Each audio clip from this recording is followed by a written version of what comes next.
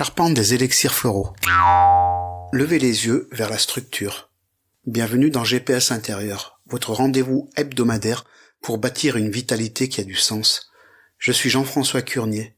Si vous nous rejoignez pour la première fois, je vous accueille avec joie et je vous invite dès maintenant à vous abonner sur votre plateforme d'écoute préférée.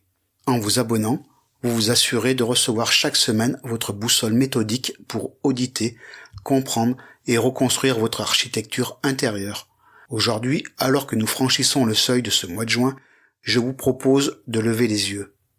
Regardons ensemble vers le haut, vers cette structure essentielle qui soutient l'ensemble de l'édifice et nous protège des intempéries. La charpente. Prenons le temps d'observer sa géométrie, sa force discrète et son rôle déterminant dans l'équilibre de d'autres demeures. La souplesse du bois dans une maison. La charpente est un chef-d'œuvre absolu de dualité et d'intelligence technique. Elle doit être dotée d'une robustesse exceptionnelle pour porter le poids immense du toit, des tuiles et parfois de la neige. Mais sa véritable force réside ailleurs. Elle doit être assez souple pour osciller, bouger et respirer sans jamais rompre lors des grandes tempêtes.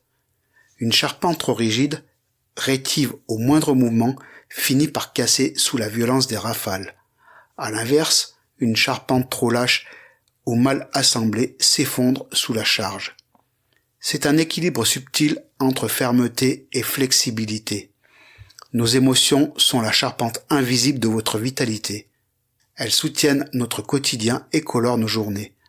Parfois, les épreuves de l'existence, les tensions accumulées ou le stress quotidien durcissent notre bois intérieur. Sans nous en rendre compte, nous devenons rigides, contractés, fermés au changement. Et au moindre coup de vent, à la moindre contrariété, un peu vive, nous sentons que toute notre structure craque et fatigue. C'est précisément à cet instant précis qu'intervient la simplicité désarmante d'un soutien invisible mais profondément efficace. Les élixirs comme renfort.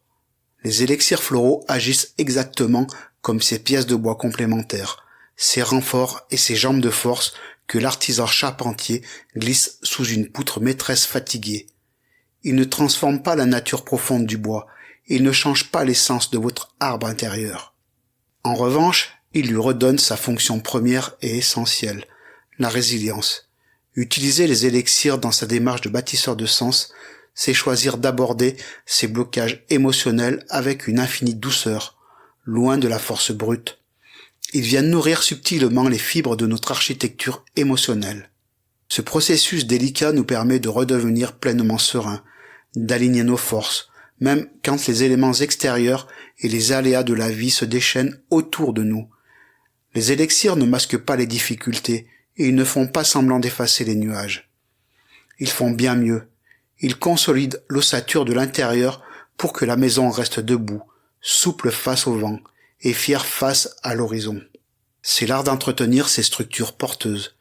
Cultiver la résilience, être un bâtisseur de sens, c'est faire preuve de prévoyance. C'est savoir inspecter et entretenir sa charpente avant que l'orage ne gronde et que les premières gouttes ne tombent. Si les réflexions de cet épisode vous aident à mieux comprendre votre propre architecture et à y apporter plus de fluidité, je vous invite chaleureusement à le partager autour de vous. Semaine prochaine, nous y ouvrirons les fenêtres de notre édifice pour analyser la lumière à travers l'audit de vos trames intérieures. L'iridologie en préparation de notre belle rencontre à venir. D'ici là, assurez vos appuis et cultivez votre souplesse. C'était Jean-François Curnier pour votre GPS intérieur. Que votre route soit sereine.